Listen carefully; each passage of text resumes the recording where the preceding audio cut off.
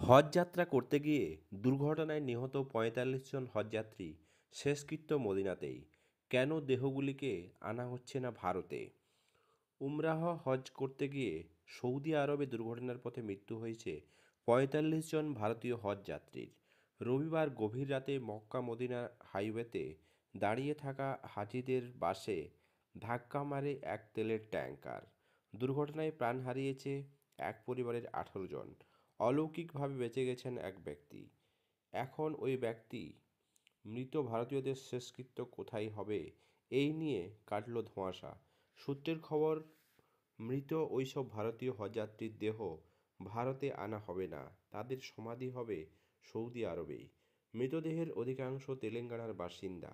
তেলেঙ্গানা সরকার ঠিক করেছে শেষকৃত্যের অনুষ্ঠানে প্রতিটি পরিবার থেকে দুজনকে সৌদি আরবে পাঠানো হবে।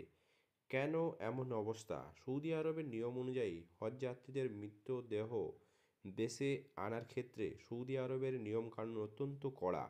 কোনো কোনো মহল থেকে বলা হচ্ছে মৃত হজযাত্রীদের শেষকৃত্য হবে মদিনার নবী হজরত মোহাম্মদ সাহা প্রতিষ্ঠিত কবরস্থান জান্নাতুল বাকিতে। তবে এই নিয়ে সরকারিভাবে কিছু শোনা যাচ্ছে না।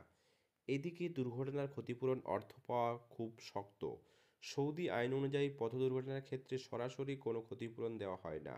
পুলিশ যদি বলে যে মদিনা দুর্ঘটনার ক্ষেত্রে তেলবাহী ট্যাঙ্কার দায়ী, তাহলে ক্ষতিপূরণ পাবে হাজিরা। তবে এই প্রতিক্রিয়া বেশ সময় সাপেক্ষ। কেন নিহত হাজিদের দেহ দেশে আনা হচ্ছে না, তারও একটা আইনি জটিলতা রয়েছে। সংবাদ মাধ্যমের খবর অনুযায়ী হজ বা উমরাহ হজে যেতে গেলে হাজিদের একটি ঘোষণা দিতে হয়। সেটি হলো, সৌদিতে কোনো হাজির মৃত্যু হলে সেখানে তার শেষকৃত্য করতে হবে।